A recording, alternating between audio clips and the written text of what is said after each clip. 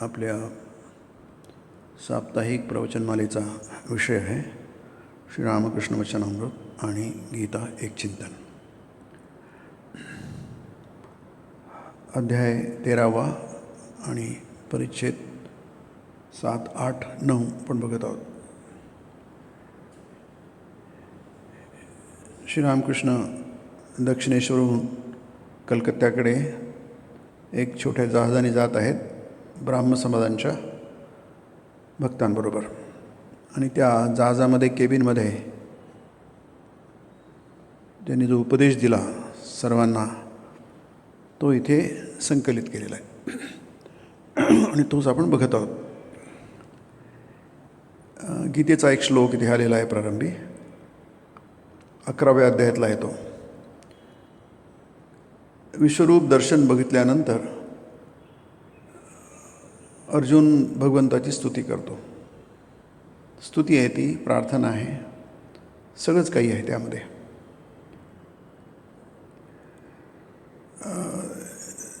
आपल्याला तो 11वा अध्याय माहिती आहे. विश्वरूप दर्शन म्हणजे भगवंत हा निर्गुण निराकार असतो. याचं कारण काय?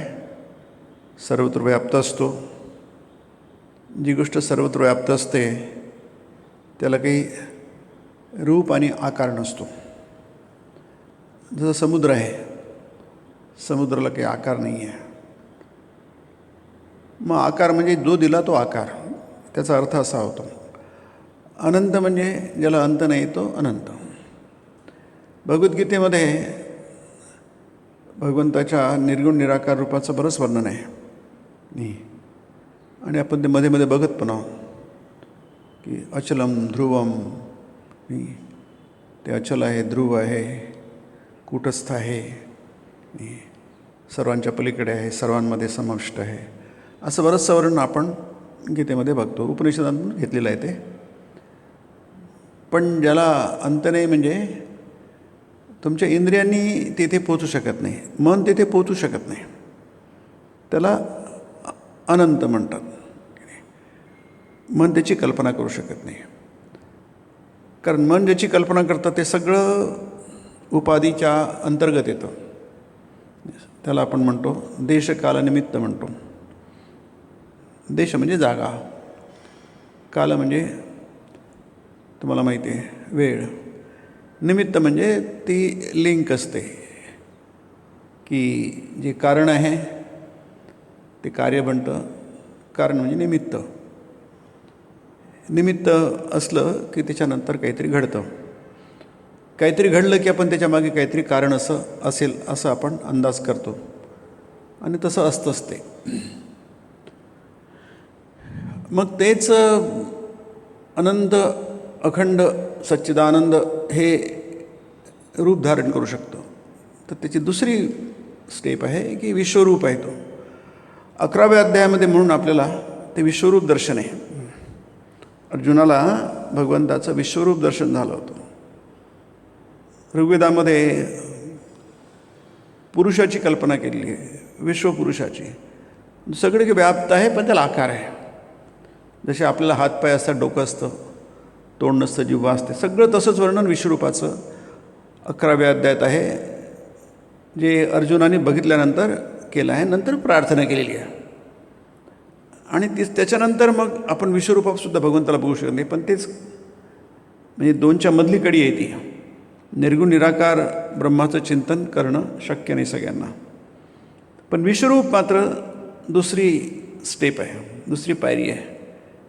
ते आपण चिंता करू शकतो आणि गीतेत तेच सांगितलं आहे. म्हणून जे 12व्या अध्यायाचा प्रारंभ जो आपण म्हणतो की देवा तेषां के योगवित्तमः, जे अशा प्रकारे म्हणजे 11व्या अध्यायाचे विश्वरूप दर्शन दाखवलं आहे की भगवंताचे पाय सगळीकडेच आहे, हात सगळीकडे आहे, डोके सगळीकडे आहे, असं अनंत त्याचं रूप आहे.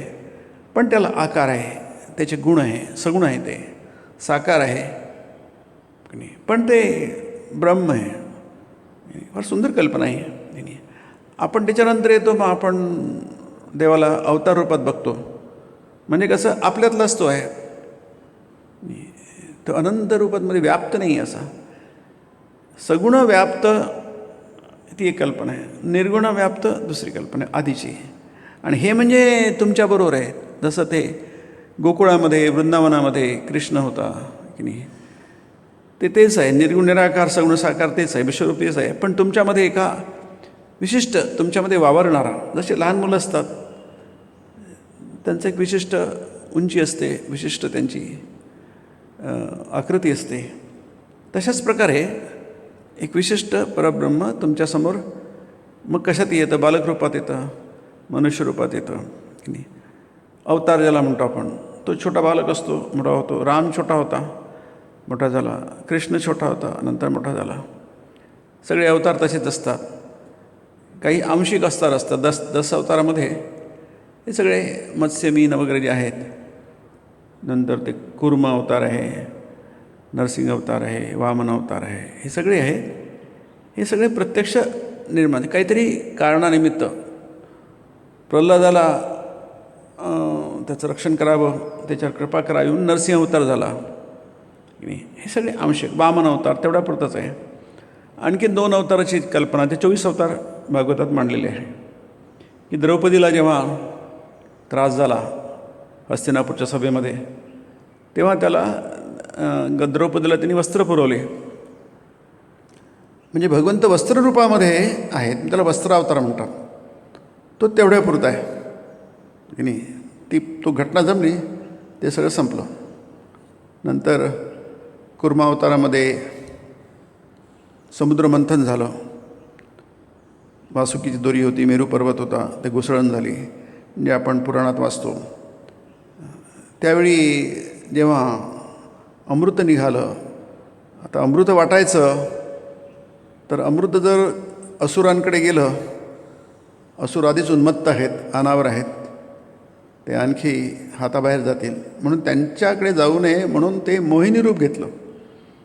नाही, मोहिनी अवतार आहे विष्णूनी, मोहिनीचा तो सुद्धा अवतार आहे. ते सगळे अवतार, पण आपण ज्याचा विचार करतो तो अवतार म्हणजे मनुष्यरूपात. मानुष्यम तनुमाश्रितम असं भगवद्गीतेत म्हटलं आहे. तनु म्हणजे शरीर, मनुष्य शरीर धारण केलेला. वामनावतार मनुष्यच आहे, पण तो बटू अवतार आहे. बटू आहे, तो छोटा बटू आहे. राम हा कृष्ण हा, रामसुद्धा त्याला 12 कला आहेत म्हणतात, कृष्णाला 16 कला आहेत म्हणतात. कृष्णस्तु भगवान स्वयं एते चांसकला पुंसः कृष्णस्तु भगवान स्वयं. मी त्याच्यात किती तरोतम असतात बघा. म्हणून कृष्णाला पूर्णावतार म्हणतात. त्याच्यात सगळेच भाव आहेत. कृष्णाच्या चरित्रामध्ये सगळेच भाव आहेत. पण हा आपला विषय नाही. इथे अर्जुन प्रार्थना करतो की तू गुरुर्गरीयान आहे, सगळ्या गुरूंमध्ये तू श्रेष्ठ आहे. न त्वत् समोस्त्यभ्यधिक कुतोन्य, तुझ्यासारखा कोणीही नाही. लोकत्रयप्य प्रतिम प्रभाव, तुझा अप्रतिम प्रभाव आहे. तुझ्यासारखाच कोणी नाही, तर तुझ्यापेक्षा जास्ती कोण असणार. म्हणजे परब्रह्म तत्व हे सर्वोच्च आहे, परम आहे, सर्वश्रेष्ठ आहे. हे अर्जुनाला दिसतंय, अनुभवत आहे. अर्जुन ते अनुभवत आहे की नाही. म्हणून आपण गेल्या वेळी बघितलं होतं, गेल्या प्रवचनामध्ये, की जी गोष्ट सर्वोच्च असते, महान असते, तोच आपला आदर्श असतो आणि त्याच्यावरच आपण प्रेम करायचं असतं. म्हणून प्रेम करणं म्हणजे काय, आपलं मन ज्या वस्तूला व्यक्तीला आपण देतो त्याला प्रेम म्हणतो की नाही. गीतेमध्ये आहे, यम यम वापि स्मरण भावम त्यजत्यन्ते कलेवरम तम तमै वैति कौन्तेय तदा तद्भाव भाविता. तस्मात् सर्वेषु कालेषु माम अनुस्मर युध्यच. मनुष्य जे जे चिंतन करतो ते त्याला मरणाच्या वेळी त्याच्या येतं आणि त्या भावाला तो प्राप्त होतो. म्हणून अर्जुना, तो सर्व काळी, तस्मात म्हणून अर्जुना सर्वेषु कालेषु, सर्व समय सर्व वेळी माम अनुस्मर, माझं स्मरण कर. आणि युद्ध पण कर, चुपचाप बसू नको, कार्यरत राहा, बी ॲक्टिव्ह, सतत मग्न राहा, कार्यमग्न राहा, इनॅक्टिव्ह होऊ नको. याचं कारण काय? देवाचं काम आहे. आपण काही जगाचं काम करत नाही, समाजाचं काम करतो, देवाचं काम करतो, देवाची सेवा करतो. यालाच कर्मयोग म्हटलं आहे. आणि तो आता आपल्याला इथे वचनामृतात दिसतो आहे की नाही. कर्मयोग म्हणजे जे काही तुम्ही कर्म करता, माम अनुस्मर युद्धच, हे युद्ध म्हणजे देवाचं काम आहे. माम अनुस्मर आणि युद्धच, या च म्हणजे आणि, हे दोन गोष्टी जेव्हा एकत्र येतात तेव्हा तो कर्मयोग होतो. नाही तर मग आपण जे करतो नेहमी प्रापंचिक काम करतो तो ते देवाचं काम नाही आहे. आपण जास्तीत जास्त म्हणू शकतो मायेची सेवा आहे ती की नाही. मायेने आपल्यावर मोहिनी घातलेली आहे आणि आपण त्या माया आपल्याकडनं काम करून घेते. आपण म्हणू शकतो मजुरी करून घेते आपल्याकडनं, आणि त्या बदल्यात थोडं काहीतरी आपल्याला आनंद वगैरे देतो. पण ती काय आहे? ती मजुरी आहे. देवाचं काम म्हणजे मजुरी नसतं, ते आनंदाचं असतं. म्हणून तुझं मन मला दे की नाही, त्याला म्हणतात कर्मयोग. म्हणून इथे हे लोकत्रयप्य प्रतिम प्रभाव, अप्रतिम प्रभाव आहे तुझा. तिन्ही लोकांमध्ये तुझा अप्रतिम प्रभाव आहे. म्हणजे आपण ज्याची साधी कल्पनासुद्धा करू शकत नाही, कारण मन अफाट कल्पना करू शकतो. मनाची क्षमता कल्पना करण्याची अफाट आहे. पण साधी कल्पना करू शकत नाही की या ब्रह्मांडामध्ये, ते लोकामध्ये असं काही आहे का की ते इतकं महान आहे, ते इतकं महान आहे. आणि असूनसुद्धा तू आमचा पित्यासारखा आहेस, पिता असी. आमचंच नव्हे, चराचर लोकांचा पिता आहे. म्हणजे तो महान आहे आणि आपल्याशी जोडला पण गेलेला आहे. आपला आहे तो. जसे वडील आपले असतात, आपल्या जवळचे असतात, आई जशी आपल्या जवळची असते, तसं तो जवळचा आहे. पिता असी लोकस्य चराचरस्य. पण नुसते आईवडील नाहीत, पूज्यच आहे. आपले आईवडील काही एवढे पूज्य नसतात. गुरुर्गरीयान आहेत, म्हणजे सर्वश्रेष्ठ गुरूंमध्ये सुद्धा गुरु आहेत. म्हणून श्रीरामकृष्ण नेहमी म्हणतात एक गुरु मात्र सच्चिदानंदच असतो. म्हणजे परब्रह्म हेच गुरु असतात आहे ना, दुसरे कोणी गुरु नसतं. तर इथे आपण बघतो आहोत की श्रीरामकृष्ण म्हणतात की वरवर पाहता माणसं सारी दिसायला एकसारखी असतात. नाही, बाहेरून बघितलं सगळे माणसंच असतात. वरवर पाहिलं सगळेच माणसं असतात. म्हणजे आपण म्हणू शकतो हा माणूस आहे, हा माणूस आहे, हा माणूस आहे, हा माणूस, असं म्हणू शकतो. कारण की त्याची बाह्यचिन्ह सगळी सारखीच असतात. परंतु तसं जरी असलं तरी प्रत्येकजण वेगवेगळा असतो. पण स्वभाव प्रत्येकाचा वेगवेगळा असतो. कुणा सत्वगुण अधिक, कुणा रजगुण फार, तर कुणी घोर तमोगुणी. पुळ्यावरून दिसायला सारख्या, परंतु काहीत खव्याचं भरण, काहीत नारळाचा किस, तर काहीत उडदाची डाळ. म्हणजे माणसं ही गुरु होऊ शकत नाही. तुम्हाला थोडीफार मदत करू शकतात, पण जी मुक्ती आहे, मोहापासून सुटका आहे आणि भवबंधनापासून सुटका आहे, हे मात्र माणूस करू शकत नाही. ते फक्त गुरुच करू शकतात.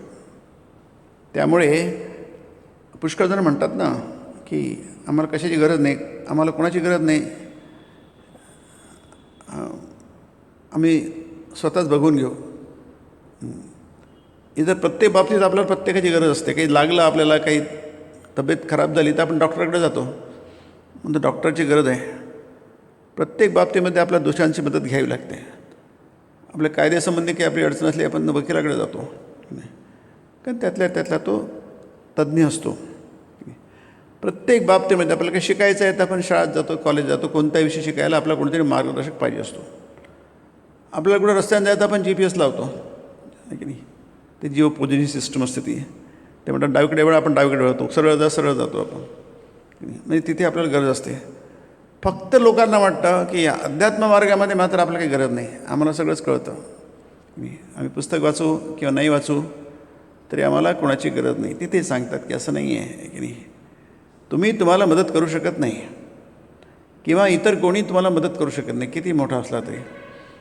ते परब्रह्माचं ते चैतन्य तुमच्यापर्यंत त्या गुरुच्याच माध्यमातून येतो. म्हणून ते म्हणतात की गुरु एक सच्चिदानंदच, उपदेश द्यायला वास्तविक तोच समर्थ, माझा आपला संतान भाव, खोगीर भरती गुरु पैशा पासरी मिळतात, तोटा गुरूंचा पडत नसतो, गुरु बनण्यासाठी तर सगळेच धडपडत असतात, तोटा आहे शिष्यांचा, शिष्य कुणीच होऊ इच्छित नसतो. शिष्य म्हणजे काय? शिष्य म्हणजे ज्याला मी उपदेशासाठी पात्र आहे किंवा मला उपदेश ऐकण्याची गरज आहे असं ज्याला वाटतं त्याला शिष्य म्हणतात. ज्याला वाटतं की मला काही गरजच नाही आहे कशाची, मग तो शिष्य कसा होणार? ज्याला गरज आहे, मला कोणाची तरी मदत हवी आहे, त्यासाठी मला जे काही नियम आहेत त्याला शिष्य हा शब्द शासनपासून आला आहे. माझ्यावर कोणीतरी काहीतरी मला नीट मार्गाला लावून द्यायला कोणाची मला गरज आहे. जसं लहान मुलाला आपण हळूहळू मोठं करतो आणि त्याला आपल्या मार्गाला लावून देतो, तर मला गरज आहे की नाही, मी काही स्वयंप्रभ नाही आहे. आता कृष्णानेसुद्धा गुरु केले होते, सांदीपनी त्यांचे गुरु होते, म्हणजे अवतारसुद्धा गुरु. रामाचे गुरु वशिष्ठ होते की नाही, विवेकानंदांचे गुरु रामकृष्ण होते, रामकृष्णांचे गुरु त्यांचे प्रत्येक साधनेमध्ये त्यांना वेगवेगळे गुरु होते. म्हणजे प्रत्यक्ष अवतारसुद्धा ते म्हणतात गुरुची आवश्यकता आहे की नाही. कशासाठी?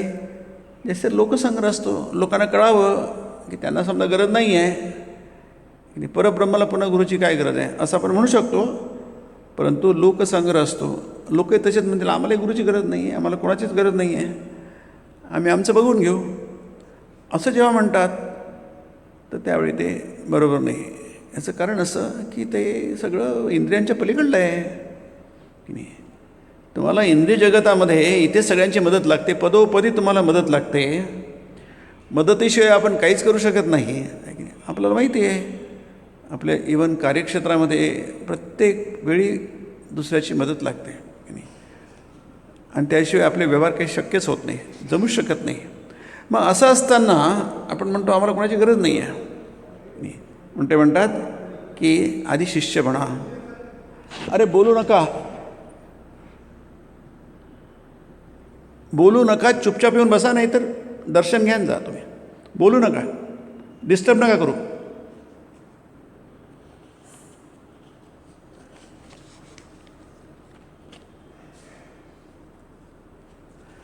इथे एक छान वाक्य, शिष्य कोणीच होऊ इच्छित नसतो. हे वाक्य मुद्दाहून आलेलं आहे, श्रीरामकृष्णांनी छान मांडलेलं आहे की शिष्य होणं म्हणजे काय, आपण कबूल करणं की मला मदतीची गरज आहे, मला कोणीतरी सहाय्य करायला पाहिजे, आणि त्यासाठी आपल्याला आपला अहंकार बाजूला ठेवावा लागतो की नाही.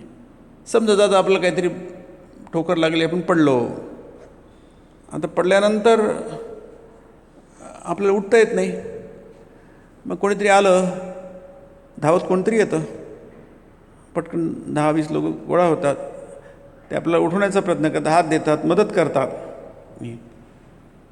तर आपण त्यांची मदत घ्यायला पाहिजे, त्यात काय चूक आहे. जेव्हा आपल्याला कोणाची गरज आहे तेव्हा आपण मदत घ्यायला काहीच हरकत नाही, ते कोणाची तरी मदत घ्यायला पाहिजे. पण म्हणलं नाही मला तुमची मदत घ्यायची नाही, आम्हाला कोणाचं ऑब्लिगेशन नाही. आता काही चांगला शब्द ऑब्लिगेशन नको आहे, म्हणजे आम्ही उपकृत होऊ नये, आम्हाला कोणाच्या उपकाराचं ओझ्याखाली आम्हाला नाही राहायचं आहे, आम्हाला कोणाचे उपकार नको आहे. कारण त्याच्यामध्ये काय असतं की मला त्याला पुन्हा मदत करावी लागेल, पुन्हा त्याचं वर्चस्व मला मान्य करावं लागेल, माझा अहंकार मला बाजूला ठेवावा लागेल. आता ह्या फार कठीण गोष्टी आहेत, आपली तयारी नाही आहे, मला कोणाची मदत घ्यायची नाही आहे. कारण काय, मला माझा अहंकार बाजूला ठेवायची इच्छा नाही आहे. छोटीशी गोष्ट आहे बघा की नाही. आता कोणी मला हात दिला उठायला तर त्यात काय माझा अहंकार गेला, असं काय झालं, लागली गरज असू शकते कोणालाही कशाची, प्रत्येक वेळी आपल्याला गरज असते. नाही मी कोणाची मदत घेणार नाही. पुष्कळ म्हणतात मी कोणाच्या घरी जाऊन, मी कोणाच्या घरी जाऊन पाणीसुद्धा पित नाही म्हणतात, आहे की नाही. असं पुष्कळ लोक म्हणतात. का पित नाही बाबा, घ्या ना, प्यायला काय हरकत काय आहे, कोणाच्या घरी गेल्यानंतर पाणी प्या, त्यात काय विशेष कठीण काय नाही. त्याचे उपकार मला नको आहे, त्यांनी पाणी पाजलं असं त्याला वाटायला नको आहे. मी कोणाच्या सुपारीचं खाणसुद्धा खात नाही. नाही ठीक आहे, पैसे खात नाही ठीक आहे, पण एखादं थोडंसं खायला काय हरकत आहे की नाही. पण तिथे आम्ही किती मोठे आहोत, आम्ही किती विशिष्ट आहोत की आम्ही कोणाचीही उपकार घेत नाही. अरे पण उपकार घ्यावेच लागतात ना, जन्मभर उपकार घ्यावं लागतात, जन्मभर माझी मदत घ्यावं लागते की जन्मापासून आपल्याला प्रत्येकाचं साह्य घ्यावे लागतं. असं काय आहे की इतरांच्या साह्याशिवाय आपण काही करू शकतो, शक्यच नाही आहे की नाही. सगळी प्रकृती आपल्याला सहाय्य करत असते, पावला पावलावर सहाय्य करत असते. त्यांनी सहाय्य केल्यानंतर आपण श्वास तरी घेऊ शकू काय, उपनिषद तेच सांगतात ना. त्या भगवंताची कृपा नसेल तर आपण श्वाससुद्धा घेऊ शकणार नाही की नाही. प्रत्येक छोटीशी छोटी गोष्टसुद्धा आपल्याला साह्यभूत होते आणि सहाय्य केलं जातं. पदोपदी आपण उपकृत असतो, मदत घेतो आपण इतरांची, आणि त्यात काहीच चूक नाही. म्हणून इथे म्हणतात शिष्य कुणीच होऊ इच्छित नसतो, तोटा असतो शिष्यांचा. आपण कोणाकडनं काही, आम्हाला कोणाचं काही ऐकायचं नाही आहे, आम्हाला सगळंच कळतं. श्रीरामकृष्ण छान म्हणतात, ते जन्मभर शिकायला तयार आहेत, म्हणजे जन्मभर शिष्य व्हायला तयार आहेत. त्यांचं ते वाक्य प्रसिद्ध आहे. त्या जुन्या गॉस्पेल ऑफ रामकृष्णामध्ये, आता आम्हाला कल्पना नाही आहे, पण अगदी पहिल्या पानावर जे कोरं पान असतं ना त्याच्यावर लिहिलं होतं, त्यांचं तेवढंच वाक्य आहे, जतो बाची ततो शिकी की नाही. So long I live I will learn, जोपर्यंत वाचेल तोपर्यंत शिकेल. म्हणजे त्यांना शिष्य व्हायला काही अडचण नाही आहे. मी जोपर्यंत जिवंत राहील तोपर्यंत मी काय करेल, शिकेल. नाही, शिष्याची भूमिका तीच असते, शिकण्याची भूमिका असते. आणि आपल्याला शिकायचं आहे म्हणजे सगळं जगत शिकवत आहे तुम्हाला, आणि मग जिथे कमी पडते ते माणसं शिकवतात. घरी आईवडील असतात ते शिकवतात. नाही म्हणून ऐकत का नाही मुलं आईवडिलांचं, कारण त्यांना तर अहंकार आडवा येतो. तुम्ही कोण सांगणार आहे, आम्ही आता लहान आहोत का. लहान मुलालासुद्धा आवडत नाही कोणी सांगितलेलं, तोही त्याचे गाल फुगलेले असतात की नाही. कारण काय, त्या लहान मुलालासुद्धा अहंकार आहे की नाही. त्यालाही कोणी सांगितलं बाबा असं करू नको, असं कर, त्याला आवडत नाही की नाही. आता लहान मुलाच्या वेळी मोठ्या मुलांना किती होणार, आणखी मोठ्या झाला काय होणार. म्हणजे आपला अहंकार कमी करण्याच्या ऐवजी वाढत जातो. तिथे म्हणतात शिष्य कुणीच होऊ इच्छित नसतो. म्हणून आपण काय करतो, आपण इतरांना शिकवतो की नाही. प्रत्येक बाबतीत इतरांना सल्ला देतो, शिकवतो. तेव्हा मात्र आपल्याला कुठे अडचण येत नाही, कारण आपल्याला वाटतं की आपल्याला माहिती आहे, यांनी ऐकायला पाहिजे, शिकवतो. याला ज्याला माहीत नाही इतरांना शहाणे करून सोडावे सकळजन, जे आपणाशी ठावे ते इतरांशी सांगावे, शहाणे करून सोडावे सगळेजण. दासबोधात आहे, जे तुम्हाला माहिती आहे ते इतरांना सांगा, सगळ्या जगाला तुम्ही शहाणं करून सोडा. पण याच्यामध्ये एक सांगणारा आणि ऐकणार असतो ना. गीतेमध्ये आहे, कठोपनिषदामध्ये आहे की जो सांगणार आहे तोही कुशल पाहिजे, ऐकणारा पण कुशल पाहिजे की नाही. किंवा गीतेमध्ये आहे आश्चर्यवत पश्यति कश्चिदेनम की नाही, आश्चर्यवत वदती तथैव चान्य. कोणी सांगणार असतो तोही आश्चर्याप्रमाणे आहे, ऐकणारा तोही पण आश्चर्याप्रमाणे आहे, कारण कोणी ऐकायलाच तयार नसतं. म्हणजे कोणाची ऐकण्याची तयारी आहे ही फार म्हणजे रेअर गोष्ट आहे, दुर्मिळ गोष्ट आहे. कोणाची तरी सुलभा पुरुषा राजन सततम प्रियवादिना, तो श्लोक हा महाभारतातही आहे आणि रामायणातही आहे. सुलभा पुरुषा राजन सततम प्रियवादिना, अप्रियश्च पथ्यश्च श्रोता वक्ता च दुर्लभा की नाही. जे अप्रिय आहे म्हणजे आपल्या अहंकाराला किंवा आपल्या व्यक्तित्वाला कुठे ते दुखावेल. कशामध्ये दुखावेल, कारण आपण अहंकारी असतो. पथ्यश्च आहे पण आपल्या हिताचं आहे. जसं पथ्य असतं ना औषधी घेताना, ते आपल्या हिताचं आहे.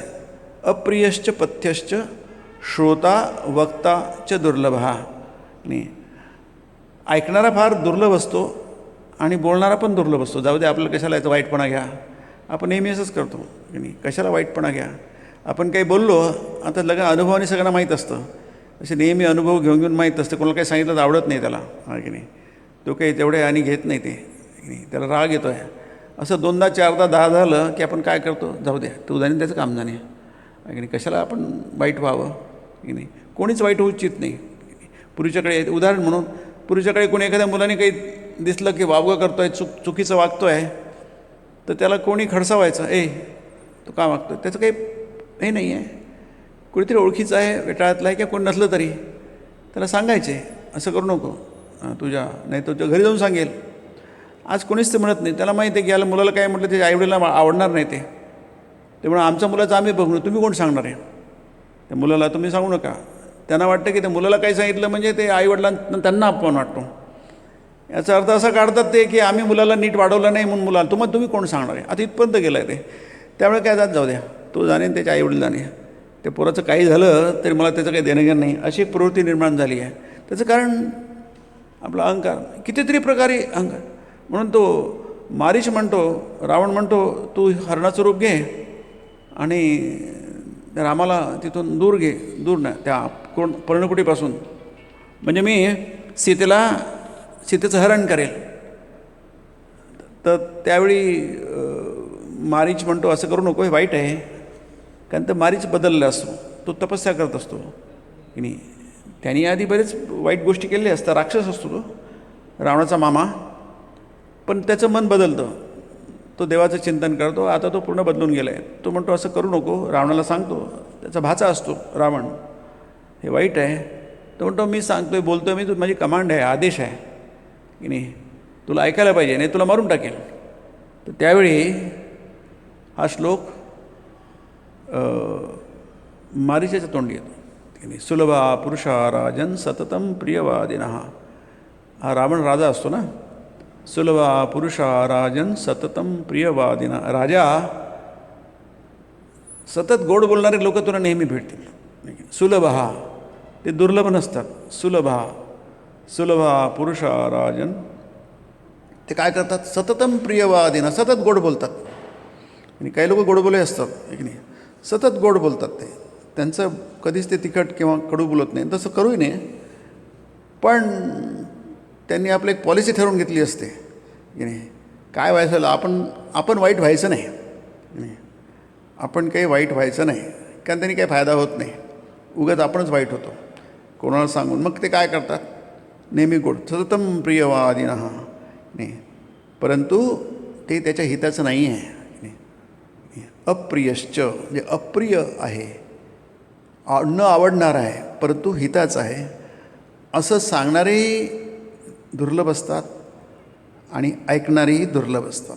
म्हणून ते गीतेमध्ये आहे ना, की ते आश्चर्यवत पश्यते. कुणी ऐकतं आहे म्हणजे फार आश्चर्याची गोष्ट आहे.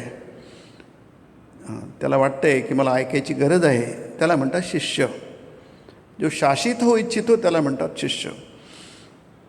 तो असं म्हणत नाही की मला काही गरज नाही आहे, मला गरज आहे, मला आवश्यकता आहे. ती आतुरता आहे, ऐकण्याची आतुरता आहे. त्यासाठी त्यानं नम्रभाव घेतला आहे, की नाही. 4थ्या अध्यायामध्ये जे आहे गीतेमध्ये, की तुम्ही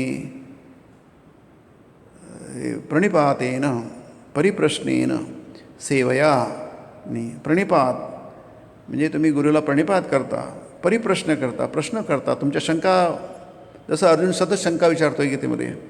सेवया, सेवा करून, म्हणजे तुम्ही नम्र व्हायला तयार आहात. नम्र झालं तरच तुम्हाला शिकता येईल, नाही तर नाही शिकता येणार. हाच श्लोक महाभारतात पण येतो.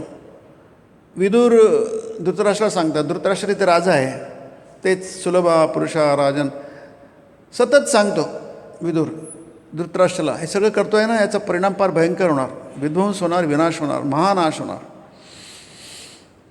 धृतराष्ट्र काय ऐकत नाही, कधीच ऐकत नाही विदुराचं, आणि सतत सांगत असतो विदुर. म्हणून ते द्रौपदी वस्त्रणाच्या वेळी विदुरांनी खूप सांगितलं धृतराष्ट्राला. फक्त दोघंच बोलले, एक विदुर होता आणि दुसरा विकर्ण होता. या दोघांनीच विरोध केला की बरोबर नाही आहे. पण ते धृतराष्ट्रालाही आवडलं नाही आणि दुर्योधनाला वगैरे तर आवडलं नाही, प्रश्नच नाही, की नाही. यांनी सांगितलं की हे द्रौपदीला तुम्ही त्रास देत आहात, ती दासी आहे, परंतु तुम्ही हे सगळं करताना हे फार वाईट आहे, यांनी महाविनाश होईल आहे. पण ते कोणीच ऐकायला तर नाही, ऐकूनसुद्धा अप्रिय असूनसुद्धा त्या दोघांनी म्हटलं. हीच गंमत आहे. आणि त्यांना कळलं की या लोकांना आवडणार नाही, हे आपले शत्रू होतील. परंतु विदुरांनी कधीच माघार घेतले नाही. प्रत्येक वेळी जे आवश्यक आहे, जे प्रिय आहे, जे योग्य आहे ते सतत म्हटलं. संजयनी सतत म्हटलं. संजय म्हणजे फारच त्याचं पद फारच छोटं होतं, मदतनीस होता, धृतराष्ट्र अंध होतामुळे. परंतु संजयाने कधीच चूक केली नाही. सतत म्हटलं की चूक आहे, चूक आहे, राजा तुझ्यामुळे सगळं होतं आहे. नंतर महाविनाश झाला, विध्वंस झाला, महाभारत युद्ध झालं, त्याच्यानंतर त्यामुळे तू जबाबदार आहे. एक साधा असिस्टंट, त्याला काहीच नाही, तो सतत धृतराष्ट्र सांगतो तुझ्यामुळे झालं सगळं, तू जबाबदार आहे, तू जबाबदार आहे, तू जबाबदार आहे की नाही. बाकीच्यांनी सांगितलं, बाकी तोंड बंद ठेवलं. भीष्माने तोंड बंद ठेवलं, द्रोणाने सगळ्यांनी तोंड बंद ठेवले. त्या हस्तिनापूरच्या सभेमध्ये ज्यावेळी द्रौपदीला त्रास होता, सगळेजण तोंड बंद ठेवले, कोणीच बोलायला तयार नाही. काही करणं तर दूरची गोष्ट झाली की नाही, ॲक्शन तर दूरची गोष्ट झाली, पण नुसतं बोलायला, निषेध करायला सुद्धा तयार नाही कोणी, की चूक आहे. सगळेजण नुसतं डोक्याला होतं, ते बरोबर आणि बरोबर नाही, बरोबर नाही तर काहीतरी करा ना. निषेधसुद्धा नोंदवला नाही त्यांनी, फक्त दोघं, विकर्ण आणि विदुर. किती आश्चर्य बघा. आणि याला म्हणतात व्यक्तित्व. निस्पृह माणूसच विरोध करू शकतो. ज्याचा काहीतरी मतलब आहे तो कधी बोलणार नाही, विरोध नाही करणार. कशाला आपण वाईट व्हा. वाईट कोण होतो, ज्याच्यात काहीच नाही, त्याला कशाचीच तमा नाही आहे, तो वाईट व्हायला तयार असतो. म्हणून महाभारतामध्ये हे लोक फार महान आहे. विदुर, संजय हे सगळे महान लोक आहेत. व्यासमुनी सतत येऊन सांगतात, अरे धृतराष्ट्राचं चुकतंय, तुझं चुकतंय, चुकतंय. भीमसुद्धा सतत बोलतो आहे. त्या सभेमध्ये फक्त भीमच म्हणाला की हे चूक होत आहे. आणि तो म्हटलं की सहदेवा अग्नी महान आहे, सहदेवा अग्नी घेऊन या जुगाराचे मला हात जळायचे, मोठ्या भावाचे युधिष्ठिरचे मला हात जळायचे की नाही. हा इतका भयंकर काहीतरी वागतो आहे, काहीतरी व्यक्त करतो आहे, निषेध व्यक्त करतो आहे. का? याचं कारण ते निस्पृह आहेत की नाही. निस्पृह मनुष्यच काहीतरी बोलू शकतो. त्याला म्हणतं आपण बोलायला पाहिजे, याचा विरोध करायला पाहिजे, निषेध करायला पाहिजे की नाही. आपण वाईट झालो तर झालो, त्यात काय आहे, पण आपलं कर्तव्य आपण योग्य वेळी ते करायला पाहिजे. बाकी कोण नाही केलं. लक्षात घ्या, यावरून समजतं की आपल्याला व्यक्तित्वाची पारख करता येते. म्हणून गुरुचं स्थान असतं सतत जागं करणं. संतांचं काम आहे सतत जागं करणं की नाही. यांना काय वाटेल समोरच्याला, हा प्रश्न आहे. माझं काय, स्वामीजी म्हणतात तुम्ही त्याच्या तोंडात औषध होतं, नाक दबून तोंडात होतं, कारण तुम्ही त्याची हितं करते आहात की नाही. त्याला काय वाटेल, तो नाही घेतं, नाही घेत, तसं नाही आहे. त्यांनी म्हणून 3 वैद्य सांगितले आहेत. उत्तम वैद्य असतो तो जोर जबरदस्ती करून त्याला औषध खाऊ घालतो, जोर जोर त्याचं ऑपरेशन करतो, कारण काय झालं त्याचं हितच होईल आहे की नाही. आणि जो अधम वैद्य असतो, जाऊ दे, त्याला काय वाईट वाटतं, त्याला बरं वाटत नाही, सोडून दे त्याचं. त्यामुळे इथे म्हणतात इतरांना शिकवणं फार कठीण, कारण कोणी शिकायची तयारी नाही आहे, त्यामुळे ते कठीण आहे की नाही. आणि आपली पण ती योग्यता नाही, पात्रता नाही शिकवण्याची की नाही. कारण आपण घाबरतो की नाही. असं म्हटलं तर लोकांना, श्रोत्यांना काय वाटेल, ते येणंच बंद करून टाकतील की नाही. मग आपण त्याच्यापेक्षा आधीच संख्या येत नाही लोकांना, आधी असं काही वाटतं बोललो तर लोक आणखी येणं बंद करतील, आणखी संख्या रोडावेल. हा जर विचार केला तर म्हणतात ते दासबुतात आहे की नाही. जो न करी इंद्रिय निग्रह वगैरे आहे. आणि गुरु जर हे सगळं असं करत बसला, तो असे गुरु अडक्याचे ते न मिळाले तरी टाकावे असं म्हटलं आहे. असे काही जोर जबरदस्ती न करणारे गुरु असतील तर असे पैशाचे 3 मिळाले तरी ते नकोत आम्हाला, इतके स्वस्त आहेत, पण ते नको. कारण काय, आईवडिलांचं कामच ते आहे, गुरूंचं कामच ते आहे, शिक्षकांचं कामच ते आहे. कारण जोर जबरदस्ती करून करणं, त्याला अक्कल नाही आहे, त्याला माहीत नाही आहे, त्याचा आळस आहे, तमस आहे, अहंकार आहे की नाही. ते मोडून काढणं हेच तर गुरुचं काम आहे की नाही. म्हणून हे आपण वाचलेलं आहे, म्हणजे वाचता येईल आपल्याला हे. परंतु हे बऱ्याच वेळा सांगून झालेलं आहे. परमेश्वराचा साक्षात्कार झाला आणि त्याचा तसा आदेश मिळाला तरच ते जमणे शक्य. नारद, शुकदेव वगैरेंना असा आदेश मिळाला होता. शंकराचार्यांना तो आदेश झाला होता. दैवी आदेश न मिळाल्यास तुमचा उपदेश ऐकायला तरी कोण रिकाम आहे. कलकत्त्याच्या लोकांचा हैदोस दुल्ला तर तुमच्या माहितीचाच आहे. हे आपण वाचलं तरी आपल्याला कळून जाईल. जोवर खाली लाकूड जळत आहे तोवर दूध कसं भरभर उतू येत असतं.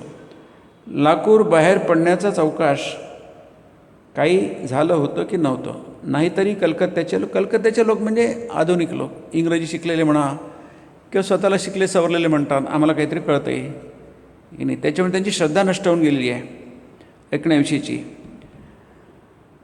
धुडगूस प्रियच भारी. आता या इथं विहीर खणायला सुरुवात केली. मी त्यांच्याकडे पेशन्स नाही आहे. आपण आज बघतो आजकाल लोकांकडे पेशन्स नाही आहे, चिकाटी नाही आहे. त्यांना पटकन काहीतरी हवं आहे. पुष्कळ लोक येतात ना, ते का आम्ही सकाळी ते फिरत होतो, एकदा डॉक्टर आले. मी डॉक्टर आहे. त्यांना प्रश्न विचारते, अरे म्हटलं या तुम्ही सावकाश, ही वेळ काही बोलायची नाही आहे, यावेळी ही वेळ काही आम्हाला वेळ नाही आहे. तुम्ही ना मला वेळ नाही, त्यांना वेळ नाही आहे. त्यांना म्हणजे कसं आपण धावत धावून सांगायला पाहिजे तुम्हाला काय पाहिजे काय करे. पण आम्हाला काही वेळ नाही आहे. आम्हाला 5 मिनटं सांगा, 2 मिनटं सांगा, देवाचं दर्शन कसं होईल आहे की नाही.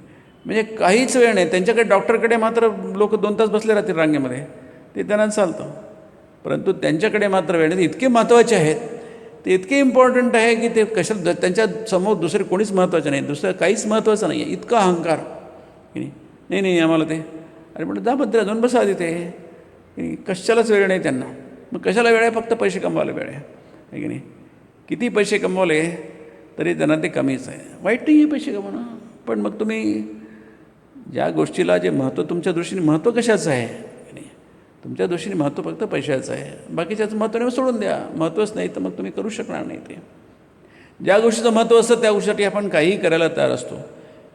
किती आपल्याला सोडावं लागलं, त्याग करावं लागलं तरी आपण करतो, कारण त्याचं गोष्टीचं महत्त्व आपल्याला समजलेलं असतं. शिवाय वगैरे वगैरे लोकशिक्षण देणार त्यासाठी बिल्ला हवा, नाहीतर ती हास्यास्पद गोष्ट होऊन बसते. हे सगळं उपनिषदातलं आहे. अंधे नैव नियमाना यथांधा की नाही. उलट असा आदेश नसल्यास मी लोकशिक्षण देतो असा अहंकार होतो. हा अहंकार जन्मतो अज्ञानामुळे. अज्ञानामुळेच वाटतं की मीच करता, ईश्वर करता, तो सर्व करतो, मी काहीच करत नाही. असा बोध झाला तो तर जीवनमुक्तच. मी करता या भावनेमुळेच तर दुःखाला ऊत येत असतो. ही फार सुंदर गोष्ट. सिद्धांत त्याला सिद्धांत म्हणतात की नाही.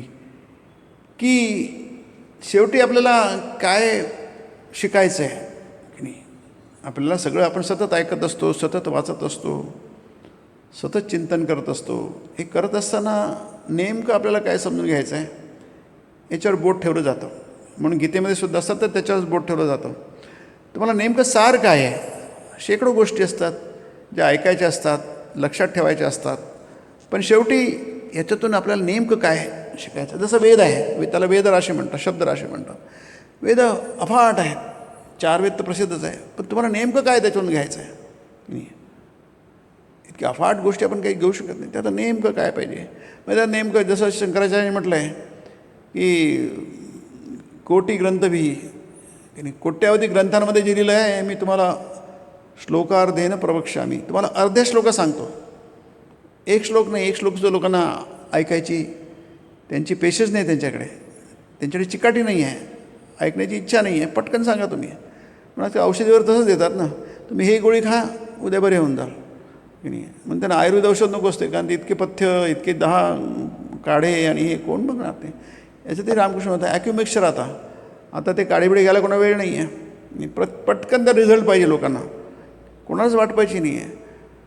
मग काय ते पटकन करा, तसं काही ते तुम्ही उपाय शोधून काढा. म्हणून त्याच्यामध्ये अर्ध्या श्लोकात सांगा, एक श्लोकसुद्धा नाही आहे. मग एक श्लोकात काय सांगणार. वेदराशी तर प्रचंड आहे आणि त्याचा उपयोग करणारे लोक आहेत, पण सर्वसाधारण लोकांना वेळ नाही आहे. त्यांना कशात वेळ आहे.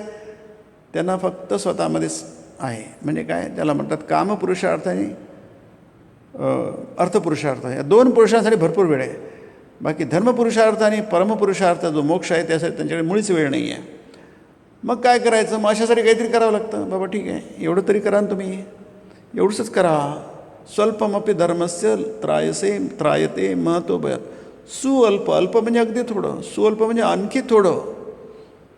याचं थोडंसं तरी पालन करा तुम्ही. एवढं देवाचं नाव घ्या, देवाचं दर्शन घ्या आणि तेवढ्याने तुमचं होऊन जाईल. काहीच करायचं नाही, एवढंच तरी करा.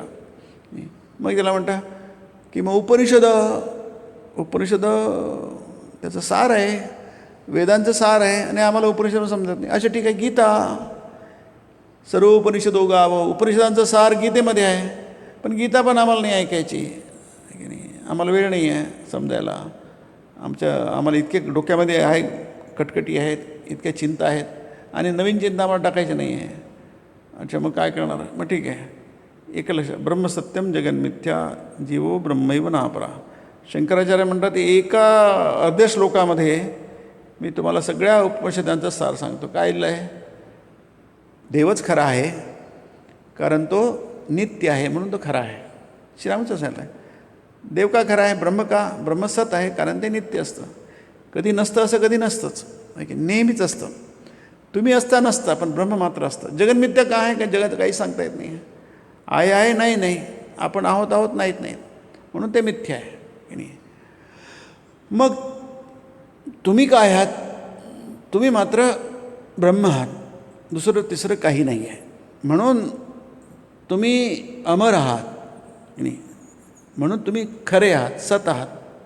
तुम्ही असत नाही, तुम्ही सत आहात कारण तुम्हाला मृत्यू नाही आहे.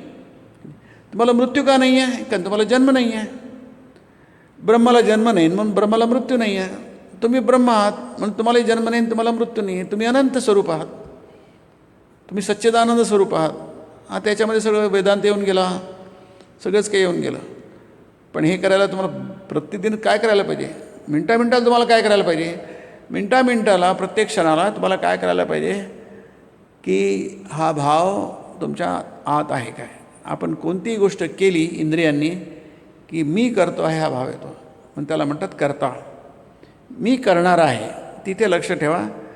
तुम्ही करणार नाही आहे. काय आहे? जे काय होतं ते परमेश्वराच्या इच्छेने होत असतं की नाही. कारण मी करणार आहे हे येतं बरोबर आहे, पण ते अज्ञान आहे. अज्ञान म्हणजे चूक आहे. ती चूक तुम्ही किती टाळू शकता की नाही? किती कठीण आहे. तुम्ही जन्मभर हा विचार केला म्हणून श्रीरामकृष्ण मी नाही असं ह्याला म्हणतात, देहाला आपल्या तिकडून याला आवडत नाही, हा असं करणार नाही. मी कधीच म्हणत नसत नाही. मी म्हणणं नेहमी टाळत असत, कारण नुसतं मी म्हटल्याने सुद्धा तसं होऊ शकतं. तो मी हा भाव येऊ शकतो. म्हणून ते म्हणतात जर मी काहीच करीत नाही असा बोध झाला तर तो जीवनमुक्तच, म्हणजे तो मुक्तच झाला. समुक्त एव सह गीता म्हणते की नाही. त्याला मुक्ती, शंकराचार्य त्याला मुक्तीची गरजच नाही आहे, तो मुक्तच आहे. म्हणून तुम्हाला काय करायला पाहिजे? सगळ्यांना काय करायला पाहिजे की आपल्यामध्ये मी करतो आहे असा भाव येतो आहे की नाही. अर्थात फार कठीण आहे, संस्कार आहेत ना. इतके संस्कार पडल्यामुळे आपल्याला ते मी हा भाव येणारच. आपलं असं कधीच वाटत नाही की करणारा देव आहे, मी करणारा नाही म्हणून वाटत नाही, पण ते चूक आहे. आपल्याला वाटायला पाहिजे की नैव किंचित करोमि इति मन्येत तत्त्वमित्. नाही, गीता म्हणते न एव करोमि इति अहम करोमि, मी करतच नाही असं. नैवम करोमि इति युक्ते तत्त्वेन मन्य, नैवम करोमि इति युक्तः मन्येत तत्त्ववित्. जो जाणकार असतो, ज्ञानी असतो, मी थोडंसुद्धा करत नाही, किंचित मात्रसुद्धा करत नाही, अशी त्याची पक्की धारणा असते, त्याचा पक्का अनुभव असतो. आपल्याला तो अनुभव नाही आहे. त्या अनुभवाच्यापर्यंत पोचण्याचा आपण प्रयत्न केला पाहिजे. आणि हे कशासाठी? हे याच्यासाठी की आपल्याला सत्य जाणता यावं, सत्याची आपल्याला अनुभूती यावी, सत्याचा साक्षात्कार व्हावा, यासाठी ह्या गोष्टींची गरज आहे. नाही तर कशाला गरजच नाही आहे. जे चाललं आहे ते ठीकच चाललं आहे की आपलं बिघडलं काय? सगळंच ठीक चाललं आहे. दुसरं कारण देतात ते. पहिलं कारण जसं तुम्हाला सांगितलं की हे तुम्ही मी नाही आहे म्हणून ते नाहम तू रामकृष्ण म्हणतात. मी नाही देवा तूच आहेस. हे सत्य आहे, हे फायनल सत्य आहे. परंतु आपल्याला ते काही जमत नाही की नाही. म्हणून याचा एक की तुम्हाला ते जमायला लागलं म्हणजे थोडंसं 2%, 3%, 5%, 10%. जर 10% जमलं तर 20% जमेल, 20% गेलं 50% जमेल. अशी वेळ येईल की तुम्हाला 100% जमेल देवाच्या कृपेने. म्हणून ते कृपा ही केवलम म्हणतात. असं जमत नाही, ते फक्त कृपेनेच होतं ते की नाही.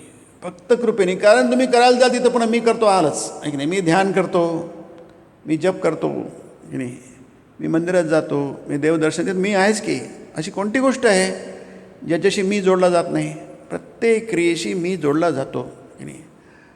पण दोन गोष्टी आल्या, ते मी जोडणं त्याला बंद करा, मी जोडू नका, कारण ते ज्ञान आहे की नाही, ती साधना आहे. मी जोडू नका, जोडलं तरी त्याचा सावध राहा की आपल्याला मी जोडला जातो आहे की नाही. तसं केलं तर काय होईल आहे, तसं केलं तुम्ही हळूहळू तुम्ही सत्यापर्यंत पोचून जाल आहे की नाही. असत्य तुमच्यापासून दूर दूर जाईल आहे. आज आपण काय तर आपण असत्याकडे जवळजवळ जातो आणि सत्याच्या दूर दूर जातो आहे, असं नाही. म्हणून असतो मा सद्गमय, तुम्ही असतापासून दूर दूर जा आणि सतापच्या जवळजवळ जा. जितकं तुम्ही पूर्वेकडे जाल तितकी पश्चिमच्या मागे मागे जाईल आहे की नाही. हा एक भाग झाला. आणि तसं तुम्ही नाही केलं तर काय होत आहे, ते म्हणतात दुःखाला ऊत येत असतो. आपल्या जीवनात खूप दुःख असतं की नाही, पदोपदी दुःख असतात, माणूस दुःखाने गांजलेला असतो. आणि दुःखाचेच एक वेगवेगळे भाग आहेत. नैराश्य हे काही दुःखच आहे. उदासीनता, माणूस उदास असतो. मनाची उदासीनता म्हणजे माणूस उदास असतं, दुःखी असतं. किंवा आणखी चांगला शब्द विषाद असतो. अर्जुनाला विषाद झाला होता की नाही, मग तुम्ही लढणार वगैरे नाही. तो माणसाला काय करतो, तो माणसाला पूर्णपणे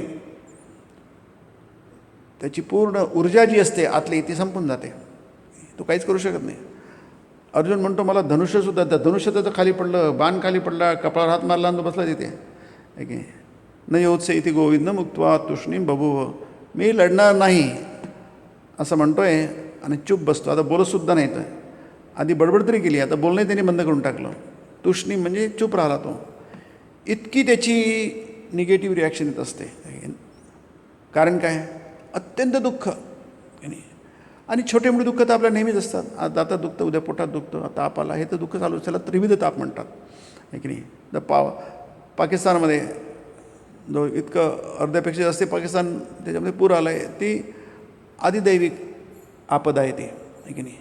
काही कुठं मुंगी चावली का काही चावलं, डास चावला, ती आध्यात्मिक आहे की आदिभौतिक आहे की नाही. आणि आपल्याला काही सतत चालू असतं, पोट दुखतं आहे, अमुक दुखतं तमुक दुखतं आहे, त्याला म्हणतात आध्यात्मिक. हे त्रिताप असतातच माणसाला हे सतत. आणि दुःखाला ऊत म्हणजे इतका दुःख येतो की भरभरून व्हायला लागतो. जसं दूध ऊत जातं ना, तसं आपल्या जीवनात इतकं दुःख असतं की ते भरभरून व्हायला. कशामुळे आहे, आपल्यामुळे इतकं दुःख कशामुळे आहे हे आपल्याला कळत नाही. दुःख आहे कळतं, आपण डॉक्टरकडे जातो, मानसोपचार तज्ज्ञाकडे जातो, इकडे जातो तिकडे जातो, याची मदत मागतो त्याची मदत मागतो. सगळ्याची मदत घ्यायला पाहिजे. तुम्ही आजारी पडले डॉक्टरकडे जायला पाहिजे नाही. परंतु त्याचा उगम कुठे आहे नाही, दुःखाचा प्रारंभ कसा होतो, मानसिक दुःख शारीरिक दुःख कुठून प्रारंभ होतात हे जर आपल्याला कळलं तर काय होतं. श्रीरामकृष्ण नेहमीच आनंदात असायचे. माताजी म्हणायच्या मी कधी त्यांना दुःखी पाहिलं नाही की नाही, नेहमीच आनंदी असायचे. कारण की तिथे अहंकार नव्हता, मी करता हा भाव नव्हता. जर मी करता हा भाव नसेल तर माणसाला तो आनंदाच्या सागरावर पोहोचू शकेल. पण हे कळणं फार अवघड आहे की नाही. आणि अहंकार सोडणं, आसक्ती सोडणं आणि वासना त्याग करणं अतिशय कठीण आहे. आणि सगळ्या दुःखांची कारणं हीच आहेत. हे जर माणसाला कळलं तर तो सुखी होऊ शकेल. पण आपण सुखी होण्यासाठी जे उपाय योजतो ते सगळे दुःख उत्पन्न करणारे असतात. दुःख योनय एव ते. गीता म्हणते की तुम्ही जेवढे सुखी होण्याचे उपाय करता ते सुख झाल्यासारखं वाटतं, पण आपण विसरतो की मी दुःखाला आमंत्रण दिलं आहे. किंवा गीतेचा शब्द यूज केला, तुम्ही दुःखाची बीजं पेरलेली आहे. दुःख योनय एव ते सुंदर शब्द आहे की नाही. तुम्ही वाटतं की मी सुखी होण्यासाठी प्रयत्न करतो आहे, पण आपल्या लक्षात येत नाही सुखी होण्यासाठी केलेला प्रयत्न म्हणजे प्रत्येक प्रयत्न हा दुःखाला प्रारंभ करणारा असतो की नाही. हा मोठा विषय आहे की नाही. म्हणून स्वामी म्हणतात की सुख हे दुःखाचा मुकुट घालून येतात की नाही. आपलं वाटतं डोक्यावर आपलं सुखाचा मुकुट आहे, त्याच्यामध्ये काटे आहेत. ते काटे इतरांना दिसत नाही, बोचतात आहे तुम्हाला, परंतु ते आतले काटे आहेत ते तुम्हाला इतरांना दिसत नाही, तुम्हाला मात्र बोचतात. जसं जोड्यामध्ये एखादा खडा गेला की इतरांना वाटतं काही जोडे घातले, जोडे नाही घातले, काटा तो जोड्यातला तो आहे ना खडा, तुम्हाला बोचतो आहे. तसं आपल्याला दुःख आपल्याला बोचतात आहे, आपल्याला कळत नाही कशामुळे दुःख आहे. काहीच कारण नाही आहे, सगळंच मस्त आहे, सगळंच व्यवस्थित आहे, परंतु काहीतरी बिनसलेलं आहे, काहीतरी त्रुटी झालेली आहे, काहीतरी कुठेतरी गडबड झाली आहे. ती गडबड काय ते कळत नाही आहे. थोडक्यात सांगतात ती गडबड म्हणजे आपला अहंकार आहे की नाही. आपण विसरून गेलो आहे की करणारा देव आहे, ही सृष्टी आहे, त्याच्या पद्धतीने चालली आहे. देव कधी झोपत नसतो आहे की नाही. प्रत्येक गोष्टीवर त्याचं लक्ष असतं, प्रत्येक गोष्ट. पण अर्थात हे रंगमंचावरचं जसं नाटक चाललं तशाप्रकारे हे जगाचं नाटक आहे की नाही. असो, हा विषय आपण पुढच्या प्रवचनामध्ये बघूया. ओम ब्रह्मार्पणं ब्रह्महवीर ब्रह्माग्नौ ब्रह्मणाहुतं ब्रह्मैव तेन गन्तव्यं ब्रह्मकर्मसमाधिना. हरि ओम तत्सत्. ओम शांति शांति शांति. श्रीरामकृष्णार्पणमस्तु.